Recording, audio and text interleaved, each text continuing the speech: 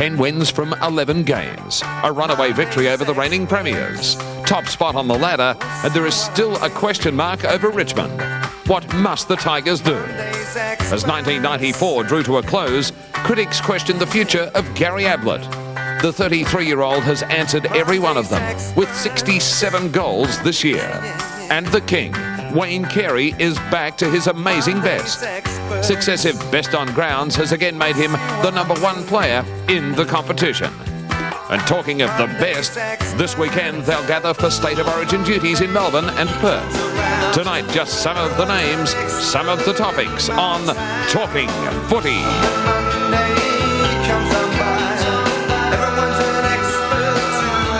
Good evening and welcome once again to Talking Footy right around Australia on the 7 Network. Queen's Birthday long weekend.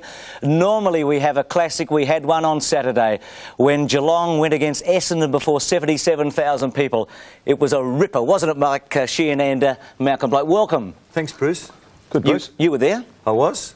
Was that match of the day? It was match of probably the month, Malcolm. Yeah, it was good. What are you getting at, Malcolm?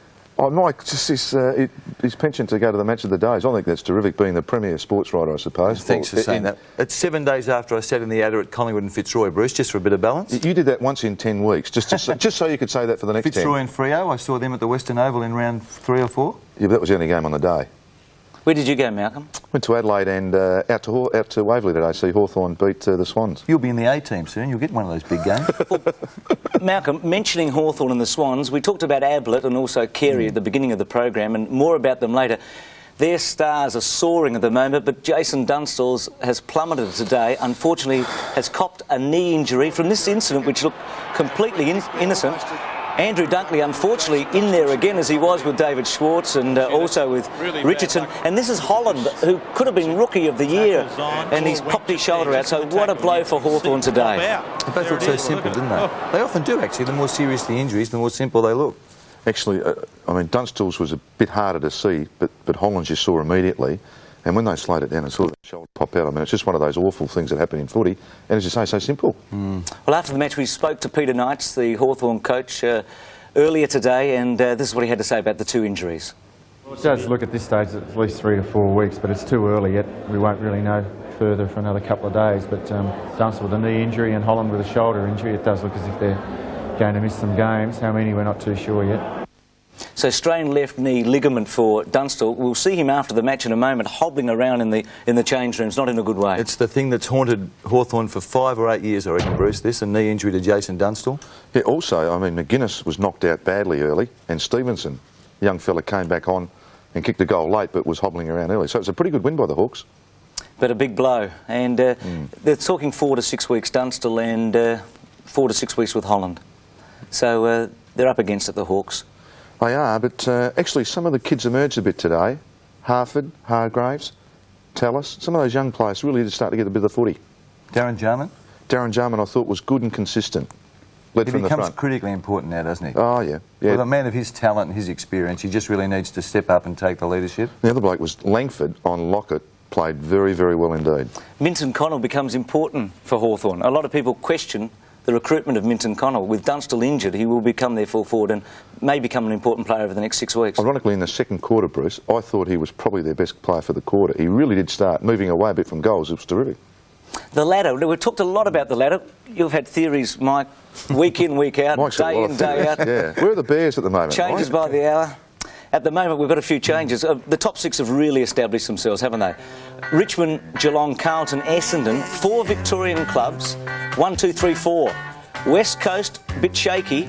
Hey, Richmond took care of their percentage all right too, didn't they, Malcolm? And look at North Melbourne. You were worried about their percentage, Malcolm, all year. They've gone from 91 to 102 in the last 2 weeks.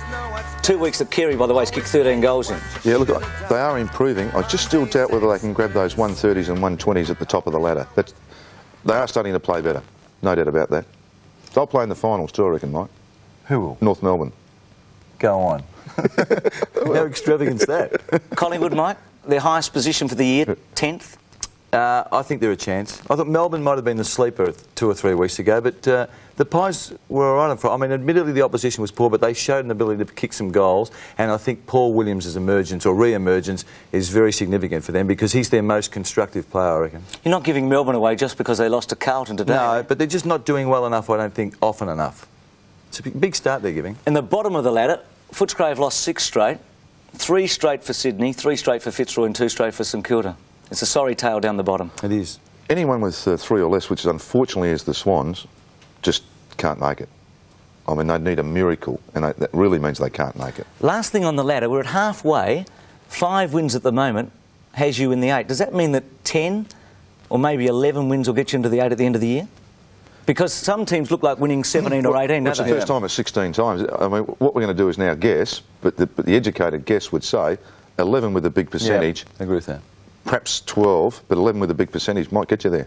OK, so percentage could turn out to be very important. Let's take a look at the highlights from round 11.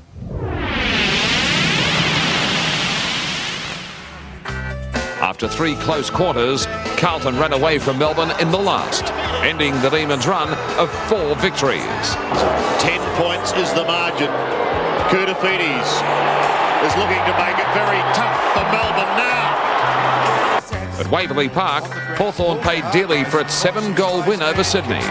Skipper Jason Dunstall, along with Holland and Stevens, were all injured. Wayne Carey took 14 marks, had 26 possessions and kicked 6 goals.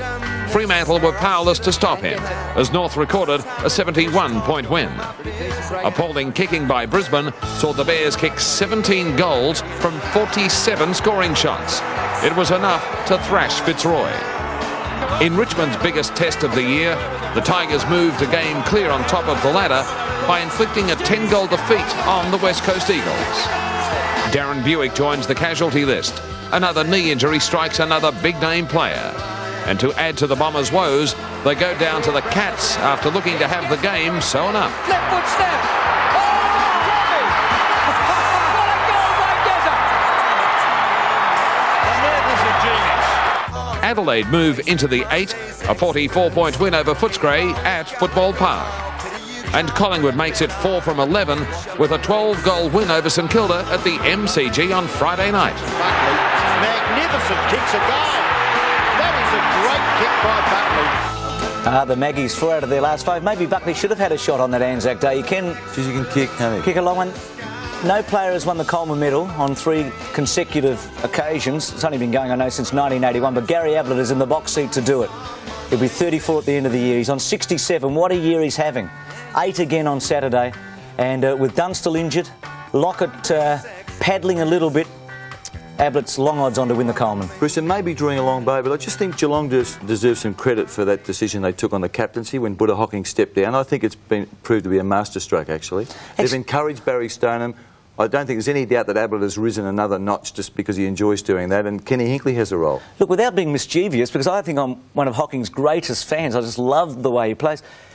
He's often not playing when they have big wins. He didn't play on Saturday. He didn't play in the final against Carlton last year.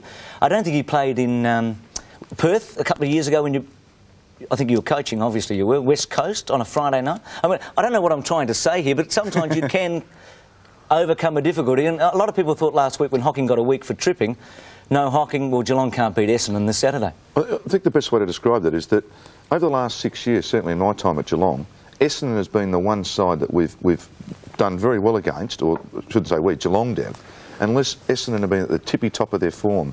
And they're actually just starting to cop a few injuries. Alessio, I think, would have been the key to Essendon last week when Geelong played, because they were that extra tall that Geelong had a bit of trouble with. Well, let's go back I keep saying we, don't I? But apart from that, back to Bruce's question. Your view about that and Hocking's influence in big games. Well, I think that Gary Hocking is without doubt in the top 5 players in the competition. That takes up to 18 now, you've got in the top 5. No, I've actually had to nominate a few in a paper article that I'm due shortly. But it is true that, I mean, Gary has been out, but I could have said that about lots of other players. In 91, when we were beaten by 2 points in the Premier final, Gary Ablett didn't play for half the year and did very little at the end of the year. So, I mean, I don't think... And you can say that about a lot of players lots of times. Carlton beat Essendon this year in a blockbuster without Kernahan and Williams, didn't they? Just for the record, I mean, I would rate Hocking in the top 3 or 4 You had him at 5 at the beginning of the year, and didn't I'm happy with that. Yeah. In fact, I was of the view, this may be silly, but I was of the view at the end of last year that he was probably more important to Geelong than Ablett. You had Ablett outside your top 10, I think, at the beginning of this year, and also Gary Lyon. You'd have to change both of those. Yeah. Oh, you will at the end of the year. Actually, I reckon you're the best second goer in the business. Well, I'm prepared to say that I do have second goers. Yeah, no, actually, I do admire you for doing that. My top 10 isn't bad. There's no mugs in it. What about the 11th player? Who was your 11th player again? I can't remember. Who was it, Bruce? Probably. I've got it written down in this book, but it'll take me until the next commercial. The Brownlow medalist from last year. G. Williams? Yeah. That's right. Yeah, you had Williams, Ablett and Lyon outside your top 10, but there's a lot of great players. Things do change during a footy season too, don't they? Absolutely. Talking of great players, let's have a look at the Sports World Player of the Year votes, just to bring you up to date right around Australia. And here are some terrific players, and some of these are in your top 5 and 10. Djakovic is leading Carey, 12-11. Carey coming with a rush. Watters, Jarman and Ablett on 10. Campbell's been tremendous, hasn't he? And Michael Long both on 9. Bruce, can I just say something there? In this thing I did for next weekend's papers, is that I've actually, my top 2 were, I think, Carey and Djakovic. And Michael Long was in it as well in the top you had Carey 1 and Djakovic very high, didn't you? Yeah, 4. Well, you're not far And that was out. before the season started. Yeah, you've done well, Mike. You're terrific. What about Richmond? What sort of looks that? Richmond, fantastic. They're finally, as the banner said, it was a great banner on Saturday, and they've deserved respect. The Richmond people have known they've had a good team, and I think we all now know that they are very good. We talked about their price last week. You questioned when I said that they were still 14-1, and they probably should have been. Well, yeah, I suppose there has been that nagging doubt, but I actually did a bit of research and found that their form at the end of last year was sensational. They've only finished 9th. They had a winning season, which is 12 and 10. One more win and would have put them level with Geelong, who finished 4th. Well, they've won 19 out of 24, haven't they? It's not, yeah, that's right. It's a very good record. Yeah, it is. Now, we went today to the Crown Casino in Melbourne after today's matches to get a look at the latest odds from the National Sportsbook, and we spoke to their manager, Peter Baxter, who told us that Richmond have been big shorteners. Well, the effect was that Richmond have tightened up quite considerably. 6 points, actually. They've come in from 14-1 to 8-1 as a consequence of their big win over West Coast, and West Coast themselves have drifted from 2-1 to 5-2. So what's happened on the weekend? West Coast are now the longest price they've been all year. Geelong are official second favourites, which might surprise a lot of people, at 4-1. Carlton are 9-2. Essendon are 5-1, North are 6-1, and Richmond are into 8-1. Just a bit of play we picked out from Richmond on the weekend against West Coast. West Coast are terrific at the back, giving off the little handball. Djakovic does it so often. Hines tries to. Watch this on a couple of occasions. Watch the way Richmond just man them up. Bullis with Djakovic. Hines, no room to move. And how many times have we seen McKenna and Hart run off Djakovic? Only looking at the replay, but look to me what they decided to do was go one-on-one. Whenever the ball went in the air, rather than play their own game up forward, Richmond, they tended to run with the Eagles players, which is quite interesting. It's a bit different as a forward. Your natural reaction is to go to the ball rather than with the defender. It's characteristic of Northern teams, isn't it? Yeah, I mean, they just do work very hard, don't they? We've seen that for nearly 10 years now, that every team he's had, their work ethic is fantastic. Are you saying other sides don't have that work ethic? No, I don't think a lot of them don't work as hard as the Richmond team. And they're playing with passion. They've got the two things. They're prepared to work and they're passionate about the cause, aren't they? The first thing you recruit to a football club is a thing called spirit. If you could bottle that, that'd be the first thing. And they've got heaps of it at the moment. They certainly have. There's no doubt about that. And their supporters are right behind them. It's great for... It's an old cliche, but isn't it great for footy when Richmond are firing? Why were there only 17,500 people there? Look, that's a surprise. I've been to games in Melbourne where West Coast has played Collingwood at the Melbourne Cricket Ground. They've only had 35, 36. West Coast don't draw a crowd in Melbourne. Actually, Michael Malthouse probably doesn't draw too many to his press conferences either, because this is word for word what he said on Saturday. Craig Willis is taking Michael off here, but this is the context of his press conference after the match. I want to make a statement. It was our worst performance ever. They're a very good side, Richmond. We totally embarrassed ourselves today, and we've got to make amends in a couple of weeks' time. That's it. 7.6. I think he would have said a little more strongly than Craig. He doesn't extract a lot of joy out of his footy sometimes, Mick, does he? Patrick Smith in The Age was pretty critical today. He's a respected columnist who said that you've got to do better than that, Michael. You owe an obligation to the game, to your club. OK, it's all right when you win the grand final. This is basically what Patrick's saying, and say, look, the opposition were terrific. We beat them by 10 goals. They're great. But when you cop a hiding... Agree with that. And I remember, in all seriousness, last year, which must have been a terrible ordeal for Malcolm, but he did it. He sat there. He certainly, you know, he was glum and sombre, and obviously it was the last place he wanted to be, but he met the responsibility. The criticism I have of coaches who change, like Mick has done in this instance, and David Parkin had a history of doing it, is that we can get a half an hour as long as we want when things are going okay. I think if you're prepared to do that, I mean, you should also, when the bad days come, that you've got to face up to the responsibility. But Michael, I mean, even in your job, I mean, isn't there a time when you just don't feel 100% and things don't flow? Goes with the territory, Malcolm. Yes, but isn't it true? I mean, you've got to answer the question. But no one, yeah, but they don't change the deadlines because we don't feel well. No, but I mean, your story, I mean, you just look at what you do and say, gee, there's a day. You said to me earlier that you feel a bit off tonight. Yeah. And I think you're probably performing a bit like it too, to be quite honest. We'll move on. Yeah, of course. Actually, look at the headlines. I was thinking about Michael saying how good the opposition was in grand finals. It was always you, by the way, Malcolm. Yeah, terrific, isn't it? The headlines around Australia. And we start in Brisbane. Good performance by the Bears, mauling the Lions. They're pretty happy up there. What did Malcolm call you, a Fruit Loop, for saying they'll make the 8, but they're still there with a chance, Michael. The Crows in control of their own destiny, which is a fair statement of the Advertiser. No Sydney headline today because they hadn't played, and we'll look at the Sydney Morning Herald tomorrow. Ablett needs out for state game. More about that tomorrow. And also on the Herald Sun, Ian Ridley.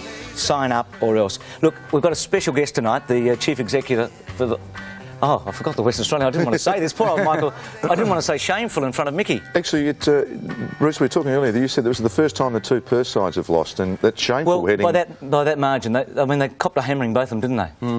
That's the first little bit of pressure, probably, isn't it, that have come on both sides. Malcolm, we'll move on from there. Our special guest after the break is the Chief Executive Officer of the AFL Commission, Ross Oakley. But let's leave you with something that was pretty funny that happened at the Optus Oval at half-time on Saturday.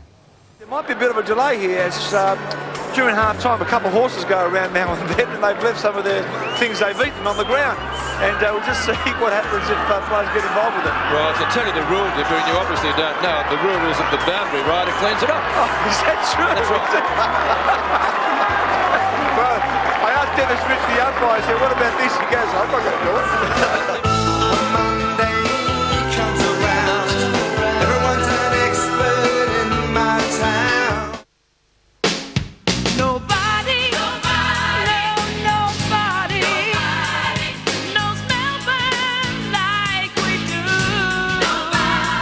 In a never-ending world of change, trust in a team that is putting Melbourne first. 7 News, for the stories that affect our daily lives. From the vast corners of the globe to the city we call home. Nobody knows Melbourne like 7. The whole world is coming to the Holiday and Travel Show. Meet hundreds of exhibitors from all parts of Australia and overseas. We'll share with you the secrets of a land, as well as great holiday ideas, expert advice and non-stop entertainment, plus a chance to win a Qantas holiday. Come face to face with a travel expert at the Holiday and Travel Show. Thursday the 15th to Sunday the 18th of June at the Exhibition Buildings. A lot of what you eat throughout the day causes bad breath. The small snack in the morning. At lunchtime, the more substantial things. And in the evening, dinner with friends. But what about your breath? No problem. After you eat, choose some PK. Morning, lunchtime, evening, whenever you eat. PK gives a freshness burst that refreshes your breath. PK.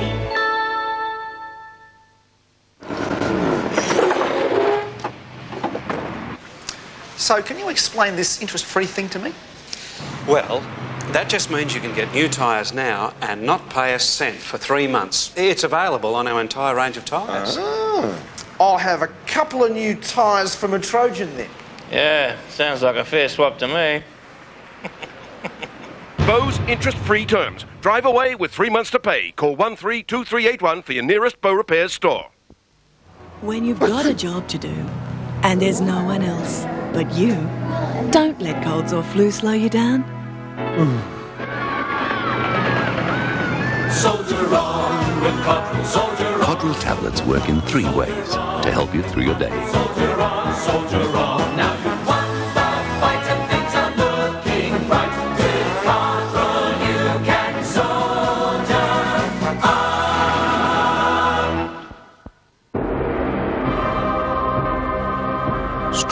Strongbow White isn't the only taste that's out of the ordinary. Now there's Strongbow Lemon White as well. Do you have an eye for detail, color, value? You're looking for an Epson color printer. You're looking for the best. Epson! Wow, look at that. Nissan Solares are under 21 grand with air conditioning and power steering. Jeez, a Nissan Navara Nugget 1-ton cab chassis for $15,990? Oh, that's unbelievable. Awesome! Look at this. Nissan Patrol Turbo diesels are under 43 grand. Under 43 grand? That's as cheap as... Take away a great deal at your Nissan dealer right now. An all-new Between the Lines, coming soon to 7. Welcome back to Talking Footy, and welcome to Ross Oakley, the Chief Executive Officer of the AFL Commission. Great to have you in, Ross. Thanks, Bruce. It's a pleasure to be here. Now, I was doing some research today, Ross, and I came up with names like Dennis Oakley, your famous brother from Sandringham, the full forward, yes, who became a reverend. He did indeed, and still is. Didn't play like a reverend, did he, Ross? He was tough. He was tough. Your dad, Heck. Now, is it true that he was... I know he's a great all-round sportsman, but table tennis and snooker were also two of his favourites? He was the Victorian table tennis champion and runner-up Australian champion, Australian doubles champion about 3 or 4 times. He played A-pen at tennis. He played for St Kilda, of course, and for the state in cricket. And he played off about 6 or 8 at golf. And he played amateur football for Victoria, so he wasn't a bad sportsman. It's a pity none of that rubbed up on you, Ross. Actually, it did, because I was looking at some of the football records, and Ross, yours is one of the real hard luck stories in Australian footy. Twice in second semi-finals doing a knee and being unable to play in 2 grand finals at St Kilda in 1965 and 1966. But I also saw in a football record where they had you down at 5'10" or 5'10.5". Now, I stand alongside you at the Brownlow Medal, and I'm about 5'8" tops. I'm as tall as you. The football record never prints the right height. It never has. Almost a Collingwood 6-footer. Yeah. In fact, I saw him play at full forward, Bruce. He certainly could jump. You did play full forward, didn't you? I did, quite a few games, yeah. I remember Schwabby saying to me, the late Alan Schwab, saying to me, he could really play, this fella. He was unlucky. He would have played 150 or 200 games. I mean, we talk about frustrations today with knee injuries. Yours, in the mid-60s, medicine and science was a lot different. Yes, it was. I remember having my knee in plaster after a cartilage operation. Now, today, it's just a small hole in your knee and you're back in action in a matter of weeks. The Neil Danaher of the 60s, Bruce, no doubt about that. Well, you can understand the frustration some of our best players are going through right now, particularly this year, Ross. Absolutely. I turn my head away when I see those shots of the players going down with a knee injury. I can't stand to watch it. Can we talk State of Origin footy? Because we're all looking forward to Saturday. It should be a wonderful occasion. The last time we played at 2 o'clock at the MCG on a Saturday was in 1989 between South Australia and Victoria, and there were 92,000 people there. The atmosphere that day was fantastic, Bruce. It was as good as a grand final. It was. There were probably 10,000 who couldn't get in, and the build-up in the hour before the game was just unbelievable. The other thing I remember about that day more than anything else was when Dermy Brereton came off the bench and he ran down to warm up, and the crowd as one just went berserk, and he ran onto the ground and the noise was deafening. The bench that day was Brereton, Watson and Dacos, I think, with Lockett and Dunstall playing across the full forward line and Ablett out of half forward. It was the first time that Victorians could all support Dermy. And at that time, of course, he was really a hot player. Have you got a figure on this Saturday? Colo predicted we'd get 300,000 on the weekend. He wasn't far out, by the way. Bad weather probably stopped it. Oh, is this the seat that Colo was sitting on last night? It is, yeah. That's the truth seat, Ross. No, actually, he was sitting here. This is called the truth seat. I'm just a bit worried about what you've got in the drink, actually. The hard questions are coming later. How many? I think that's a hard question. It'll depend a lot on the build-up during the week. Unfortunately, we do have this meeting on Monday, which is going to take a bit of media coverage away from the State of Origin game, but I'd be surprised if we don't get over 80. I think, you know, the only game on the weekend in Victoria, MCG, Saturday afternoon, and I've got no doubt that the big names will play. Ross, my guess is that you're extravagant with your 80, but I also think that you can contribute a bit to this. Why are you having that merger forum on 2 days after the event, and obviously knowing there'd be a big build-up to it? Yeah, it's a bit of a problem. That was the date that we have our normal club information meeting, and we opted to have it that day because people have got it written in their diary anyway. And there's quite a few people that do come to Victoria from interstate for the game normally. But it is a problem. I don't know. There's nothing we can do about it now. We'll just have to wait and see. But you and I haven't always agreed, Michael. We'll see how we go at 80. Months, didn't you, Michael? Oh, gee, well, that's not hard to do here. We talked about big names, and you talked about some of those names in Brereton. Let's go back to Saturday for a moment, and Gary Ablett, and just we'll listen to Rex's call from 3AW Rex Hunt, and what he thinks of Ablett and what he thinks he means to the game. But 80,000 people have come to see His Eminence today. The only thing that's not near Gary Ablett is the Pope-mobile. And all eyes on this absolute champion of the game, that the AFL should bottle this bloke because he means so much. And it is a goal! Jose again.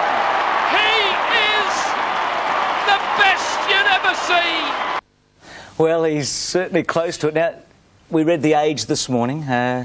Dr. Hugh Seward from Geelong said the following about Gary. During the past few weeks, I think it's gone from 70-30. We're talking about his availability for Saturday. To 60-40, to 50-50, and the odds are going against him now.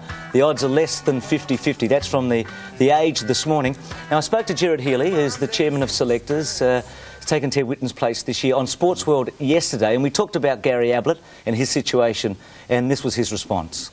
Well, I think Gary is a symbol of State of Origin, and I think he's also a man for the people. And I think Gary Ayres has reported last night as saying he would ideally like to have Ablett rest, but he's going to leave it in the hands of the state doctor. Now, I think that's a fair attitude by Gary Ayres, and Gary Ablett is straight up front. We know he doesn't tell fibs. He's put himself in at the tribunal. He wants to play. He has got a knee that swells up after each game, but having a look at his form yesterday, you would have to say that he's got to be more than a 50-50 chance of playing. In fact, if need be, we'll bring in an orthopaedic surgeon to advise us on whether or not he should play. So that's Gerard Healy yesterday. He'd be a fair player on two good legs, wouldn't he? Yeah, well, he's kicked 67 I did want to ask Ross one question on that, Bruce. I don't mean to politicise the captaincy, but do you think that there might be some mileage in sort of offering the captaincy of Victoria just as a little inducement to feel a bit better in the knees? Well, I don't know what the Victorian selectors might do, but, you know, I'm AFL. He's playing for Victoria. Right. I forgot about that. Oh, wonderful answer, Ross. Yeah. Ross, can I just say something that actually each year the State of Origin came around and being involved with Geelong, Gary Ablett was always keen, very keen, to play for Victoria. I've got no doubt that he'll play. He'll play. Well, the other big question mark surrounding Tony Lockett. He played today, kicked a couple of goals against Hawthorn, and Mark Doran caught up with Ron Barassi after the match and asked about Lockett's availability for the weekend. We all want to see him play. Tony wants to play, but you know, it is a big ask for this 5. I mean, we've been struggling to get him to the post within 7 days. There's been a couple of 8-day games, I think, too. So, but 5 days a big difference. If you had to put a figure on it, what is he? Is he worse than 50-50? I'd say so, yeah. Pretty difficult for Lockett, I think, with only a 5-day break. More so, he's given the signs during his games that he's in worse shape than Ablett with his knee, I think. Ross, do you think it's fair if Ablett plays and Lockett, but particularly Ablett, is worth, if you say 80, if Ablett plays, he's worth 10? I mean, it takes it from 65 up to about 75? Yeah, I think it's almost of that ilk, yes. He's just a player that everyone wants to watch kick the football. And you know, we would desperately like to see him play the game. Malcolm, as an ex-coach from last year, where does State of Origin footy sit as far as you're concerned? Was it better last year midweek at night in Adelaide, or better having a weekend off like we've got this week? I must admit I prefer the weekend off, but I'm probably a bit of a traditionalist. I'd like to see 80-odd thousand, even more at the MCG, but I'd prefer it this way. At least you can. Most of the blokes will get a break. There are a lot of players involved on the weekend, but I really think that the break works. Are you nervous about Perth, the Allies and Western Australia? No, I think we see it as a bit of an experiment. I think people will turn out to see the Allies side. I think it's going to be a fantastic football team, and it'll depend on how well they get it together with the, you know, in terms of whether they beat Western Australia or not. But I think there are some fantastic players just to watch. Last thing on this, what's the grand plan with State of Origin footy? What is the ideal scenario? The ideal scenario would be to have two lead-up games and then have a final.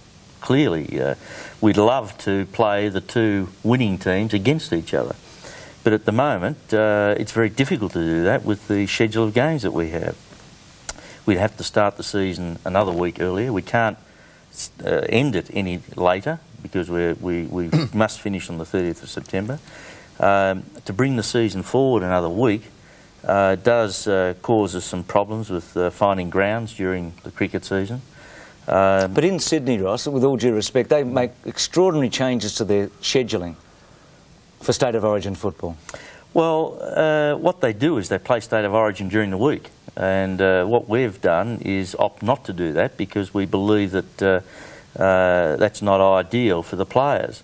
The players are not available for their clubs. That's exactly right, and you know, my view is that if we can find a spare weekend, that is a far better system than playing at night and not having the players available for their club teams. Would you contemplate going back to 20 rounds to give it a real test of how much the public wants it?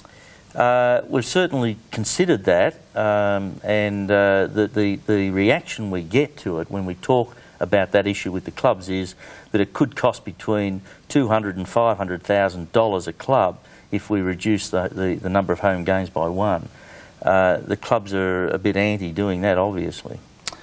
Well, we'll leave it there, but we're looking forward to it. It should be a great occasion at the Melbourne Cricket Ground on Saturday, Victoria and South Australia, and then on Sunday with the Allies against Western Australia in Perth. Now for some of the great marks of the round. The Bombers' Michael Simons. Manches lifted, but Simons climbs on top of him to take them on. The great Gary Ablett. Aaron Lord, what a good mark to Ablett. Aaron Lord takes 9-6 in the third term. Michael Voss for the Bears. Ashcroft. Anthony Jones of Fremantle. Carry out number 2 to 1. Oh, good mark. Well done by Jones. The Demons' Marcus Seacamp. And gives it to Big Jim Steins, who floats it up towards the forward. Oh, he's got it. Hawk spearhead Jason Dunstall. Dunstall.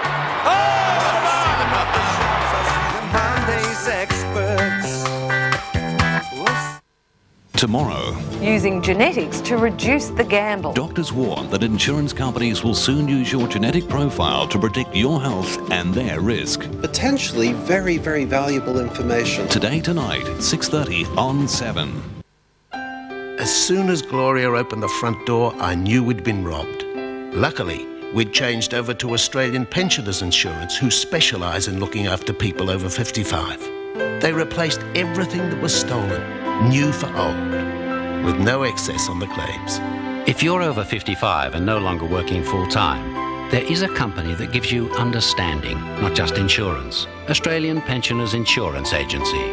Call and hear all the advantages. Do you have an eye for detail, colour, value? You're looking for an Epson colour printer. You're looking for the best. Epson! The Cruel Sea. Three-legged dog. I don't care what they do. I'm never gonna give myself up to anybody but. Don't miss The Cruel Sea live. You better get a lawyer, son. You better get real good. Three-legged dog. The new album from The Cruel Sea. Get into it.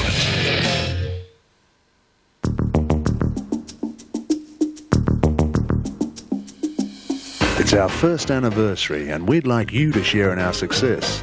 For a limited time, we'll pay all your on-road costs, so you can get away with no more to pay. That means the award-winning Cherokee Sport is only $41,968, and the luxurious Cherokee Limited is only $49,888. So hurry and get away with no more to pay. There's only one Jeep.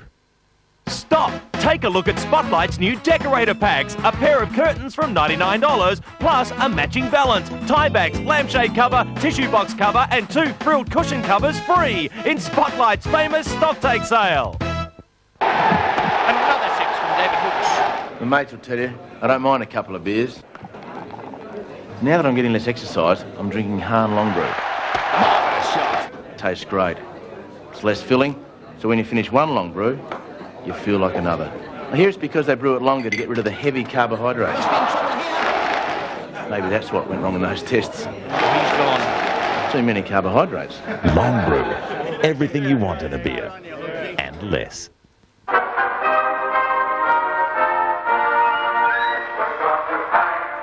Aussie Airmen in Europe. The first squadron from the Commonwealth to join the war was Australia's number 10 squadron of Sunderland flying boats. By war's end, Aussie Airmen were flying not only in Australian squadrons, but with British, New Zealand, Canadian and Rhodesian crews.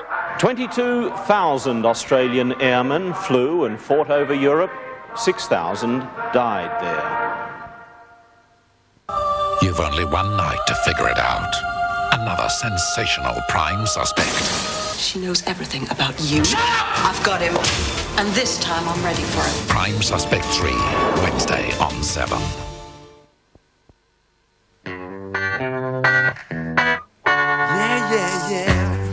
Welcome back. Monday night Talking Footy on the 7 Network right around Australia. Ross Oakley, the Chief Executive Officer of the AFL Commission, the former dashing St Kilda wingman, come full forward.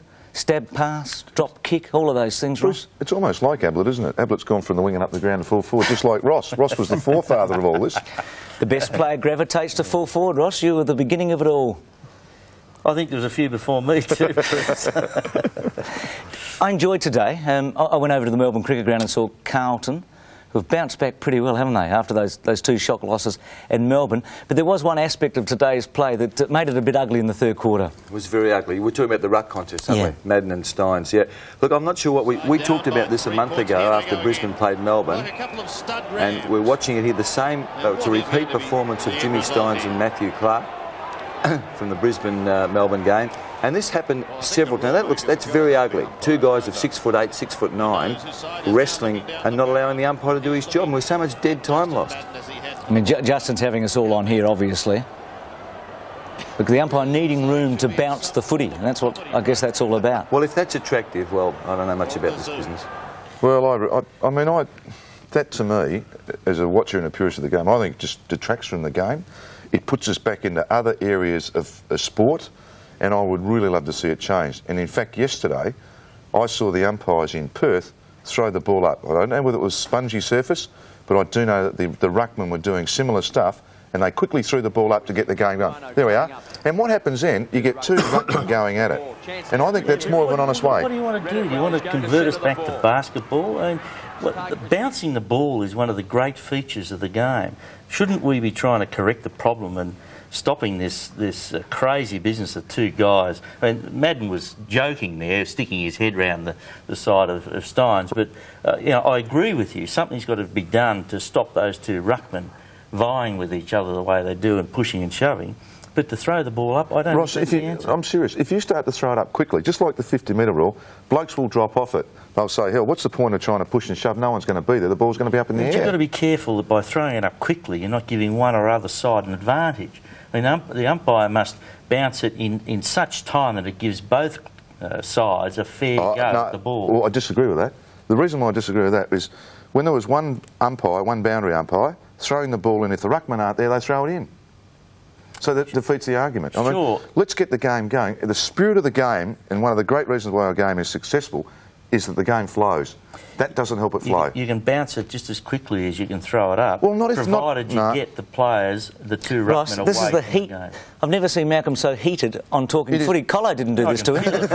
Well, it's the most ugliest thing I've ever seen in footy, Ross. And what you're saying... Well, I agree with that. We don't want to detract from the bounce. I agree with that. But heavens, if it's not on, let's get the game going. Ross. OK, well, let's separate the 2 ruckmen. That's what we've got to do. For it to change, for something to change, what is the procedure? Is it the Rules Committee? The Rules Committee will look at it and come up with some ideas, suggestions. and then that's put to the Commission for a decision. Ross, I also suggest in the Fremantle game, that was done because of that spongy surface. Also in wet weather they throw it up. Out at Waverley today they threw it up. I mean, isn't that an inclement weather when you've got 2 6'9"? Did you see that umpire, Brett Allen, underneath those two ruckmen? He could get basically hurt. He actually went very close to getting well, if I'm an umpire, I'd be belting it out in the air and getting the hell out of there. Malcolm, I think you've just bludgeoned poor Ross into agreeing with you. Look, a really positive thing, I think, occurred on the weekend. Lots of positive things. We had about 275,000 people go and see the great game. But we saw today, this wasn't a positive one, Paul McGuinness was concussed. And carried from the ground. Now, you're at this game, Malcolm. We're talking about the stretcher versus the ambulance that we saw Saturday night. Yeah, look, Bruce, the comment I made here was that, see the club doctor looking after protecting Scott McGuinness's head, which is quite right and legal. Have a look. If he trips over there, something dramatically could happen to that kid on that stretcher. Heaven forbid that ever happening in our game. Here's the difference in the Crows, Adelaide night. The doctor is attending on the seat. Nice even walk, trainers don't drop it off. I think it's a great idea. Ross, would that have been an Adelaide initiative, or did you need to approve it? Yes, we did need to approve it, and we approved it to trial it, and it's come up really well, hasn't it? Collingwood have got one, I think. The trial's been excellent. Have Collingwood got one? I think they have. I can't answer that, but I thought the Adelaide one was the first one that we approved, but I might be wrong. Speaking of stretchers, and this might be pretty tough on Carlton today, but there was a situation in the third quarter when Melbourne were coming back strongly. The scores were 10-9, and Mitchell went down, and they brought the stretcher out.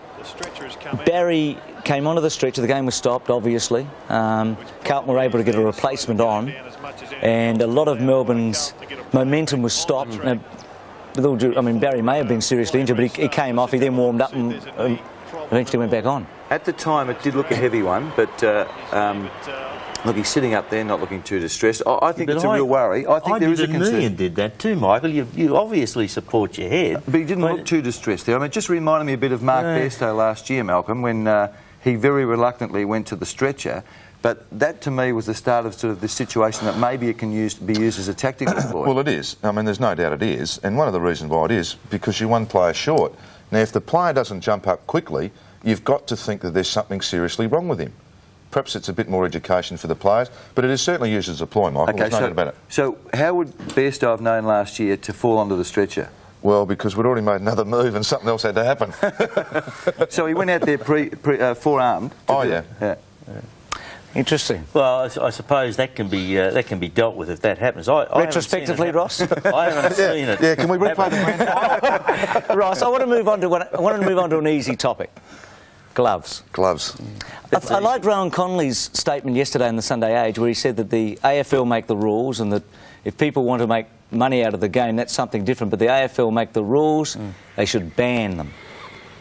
That's his opinion. That's Michael's opinion, but it's not my opinion. Do you like them, Ross? I don't like them. I just I'm totally sitting on the fence. Ambivalent, thank you, Yeah, Melbourne, for that. Did you get that word, Michael? I did, but excuse the pun. He's not very impressed. No, because I've got a question. I don't want to forget it. Yeah, no, I know. If I keep talking, you will forget it. Go on. Is it not now out of your hands? Because is that meant to be a pun? No, I said that. Excuse the pun. Because these guys, I mean, Tony Campbell and his competitor in this business have obviously made orders on the basis that these clubs are legal in AFL football. We could ban them at any time we want. So the commercial considerations didn't come into your decision? Absolutely not. It was a decision by the Laws of the Game Committee. They couldn't care less about the commercial considerations. One of them told me that they did. In fact, one of them said that it was raised as a matter of, in the debate, that the question of the commercial aspect was relevant to it. Well, it's not irrelevant to the Laws of the Game Committee at all. It's an issue that they've got to advise us on what they think should be or should not be used in football. The gloves can only improve the game because it's going to enhance the marking of the game. And if that's the case, then I don't see a problem. In fact, anything that will enhance the spectacle of the game, I think, is good. So in 5 years' time, looking down, do you think we'll see everybody with gloves or nobody with gloves? It's entirely a personal opinion. I don't know whether all the players are going to be wearing them. Some will feel that they mark better with them, some will not. Why would the under-18s then be banned from wearing them? I personally, I'm sorry, it's 3 against 1 here, Ross. We're ganging up on you. That's but all right. I don't I'm like used them, to that, Mike. Well, the reason that they were banned in the under-18s was that they decided that the players should be not using them so that they can judge their skills and talents without them. And secondly, it was a commercial concern in that if we encourage juniors to wear gloves, it's just another cost of playing football. Yes, but is that your decision? I mean, is that the powers that be decision? It's the Victorian. It's the Victorian. I understand that's not your decision, but I mean, as we as football followers and football parents, should we be dictated to by somebody else to say whether we can afford or can't afford a pair of gloves? I think we've got to take those sorts of things into account when we make those decisions. Certainly for junior football. Ross, what about considering just allowing them on days of very cold or very wet? I mean, Canberra the other day when West Coast played Fitzroy, why don't you use them then? Because we did in the old days have an adverse weather day where there was a ruling made at 9:30 on the morning that you'd use a new ball each quarter. Why could you not have a similar ruling to that? We've been using rosin for 100 years or more. My hands were so sticky when I ran at the ground, if I shook hands with my opponent, the hands wouldn't come apart. Now, what's different to wearing a glove today? There's no doubt they're an aid. I mean, they are that much of an aid that the blokes take them off. Was rosin an aid? Well, it was, but until as soon as you shook the bloke's hand and got your hand wet, then the rosin was no longer effective. We just kept applying it. The only thing I can think of, Ross, is that I've seen plenty of players with them and they couldn't mark before and they can't mark now. So what's it matter? Yeah, that's fair enough. So what's it matter? Good time to leave that subject. We'll take a break. Back with more after this.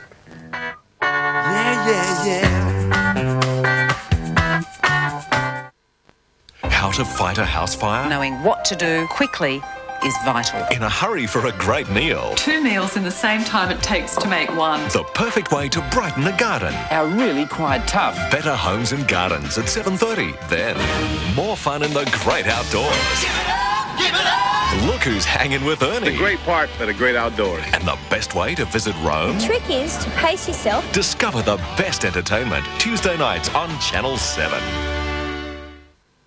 We pick up our telecasts at a crucial moment. Matthew Warnock's car is totally undrivable, a self-employed person's nightmare. A document still has to be delivered before he heads off to a meeting. Let's relive the tragedy. Unbelievable. But he has RACV Total Care.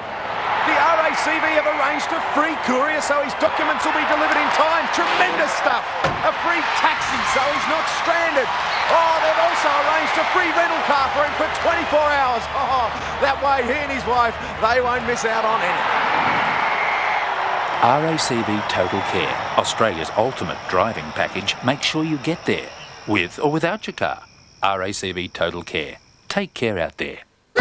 Mum, what do I do? It's boiling over. Turn it off, honey. Letter. Watch the arrow. Let's cut here, add sound, drop in the title, and copy to VCR. Mum, it's for you. Yes. Projections for Hong Kong. Great work. Who did you hire to put this together? I did it in-house.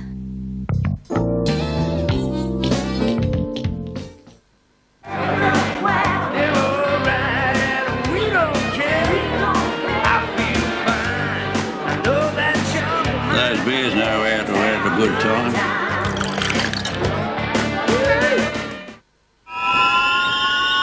If you have the right machine, cappuccino takes on a delicious new flavour.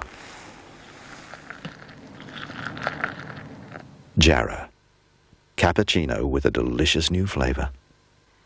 Check out the big names and monster deals in the Billy Guyatt and Chandler's catalogue out now. Roaring deals on Akai. This MIDI system only $389 and the CD radio cassette $279, save $20. For monster deals, grab a catalogue at Billy Guyatt and Chandler's.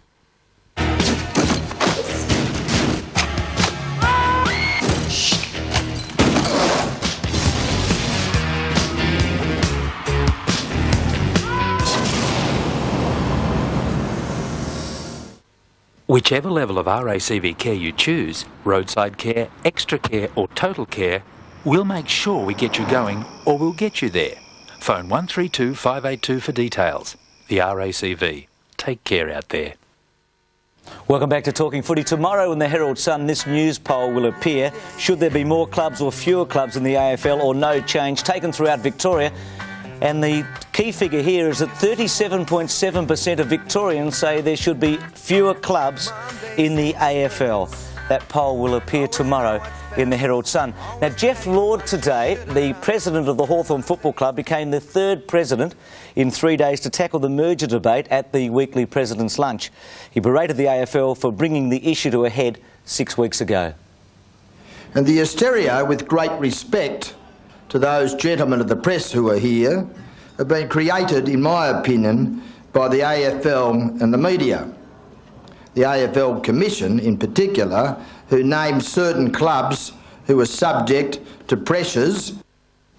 There was a little bit of Jeff Lord today. We had Ian Ridley yesterday, and also Leon Daphne being very critical of mergers and incentives for mergers from the Richmond point of view, Ross, on Saturday.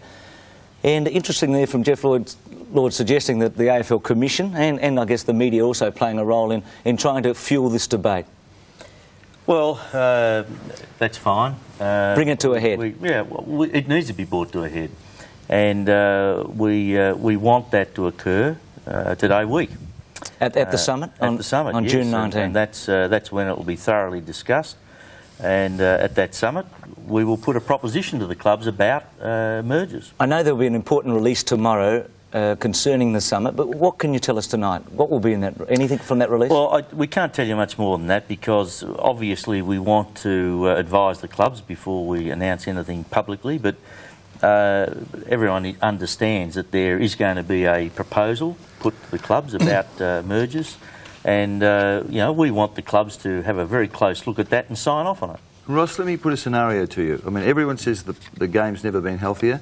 You before were boasting about the fact that we've had 270,000 people go to this round of football.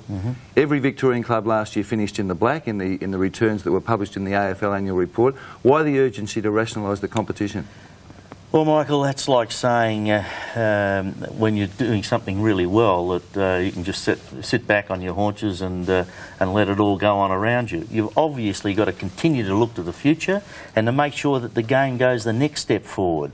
We've come some tremendous leaps and bounds in the last 8, 9, 10 years. We want it to still improve in the next 5 years because there are some significant pressures out there that will cause football to take a step back if we don't do these things. Is there a time limit on the incentives for the first two clubs to merge? Will you take away those incentives if it's not done by October? Obviously, we need to do the fixture and release it around October, and we also need to have a draft. And they're two fairly critical things that impact on whether a club is going to merge or not. We need to know if a merger is going to occur in order to have the draft and in order to put the fixture out. Ross, Port Adelaide coming in, I believe, for the competition is healthy, is almost a must. I mean, do you have that personal opinion that Port Adelaide should come in, first and foremost?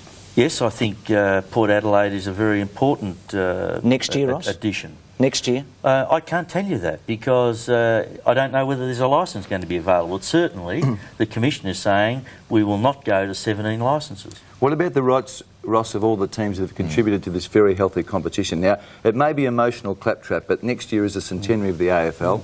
Don't the Fitzroys and St Kildas and Footscrays and whoever else we want to name, don't they deserve to participate in that big year? Michael, because you've been around 100 years doesn't give you a right to be around for another 100 years. I'm not saying in every organisation that I know of, you've got to qualify and you've got to continue to be qualified in order to be part of that organisation. I think that if the clubs can survive in the terms that they are now surviving, that's fine. But in my view, it's going to be almost impossible in the future for 11 clubs to survive in Victoria. Almost impossible. Ross, briefly, from this summit, do you expect two clubs in Victoria to come together and merge?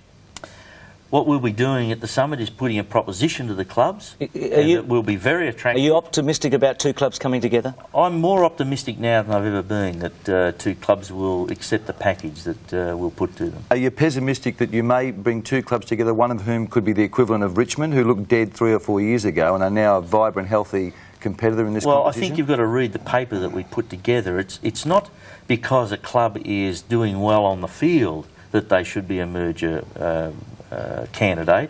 It's all to do with what has already been mentioned many times: sustainable support bases, substantial sustainable support bases. But Richmond some didn't clubs appear to will have always draw big crowds when they're doing well. Right. When is the first time? I mean, the clubs receive a document tomorrow. When's the first time that we'll read about the document in the press? The following day. On Wednesday? Yes. Okay, we're not too far away. Just very briefly, the situation with the commissioner, the next commissioner?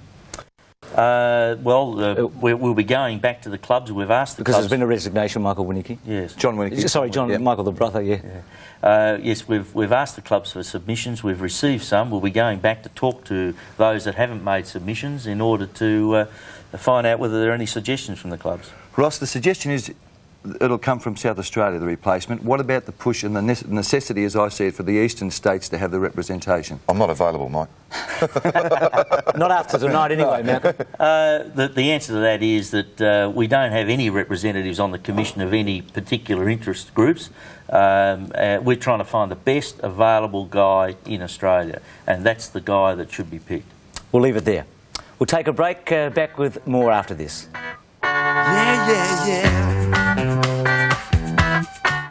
Tuesday, a terrifying assault. You may have to answer some pretty intimate questions. But something is not quite right. That rules out our one and only suspect. Blue Healers. I think she's lying. The #1 Australian drama at 8:30. Then, clinging to the last breath of life. Turn the morphine up to 20. That's gonna kill her. But is it a question of humanity? The alternative is her existing as a vegetable. We don't play God. Or a matter for the courts? Chicago Hope after Blue Healers, Tuesday. Galaxy Pay TV is here. We're on the air with 8 new channels of television entertainment for the whole family. 2 movie channels, a sports channel, a kids channel, documentary channel, music channel, and 2 family variety channels. To join now with our special offer of only $99 installation, or to receive your free Galaxy magazine, phone 1.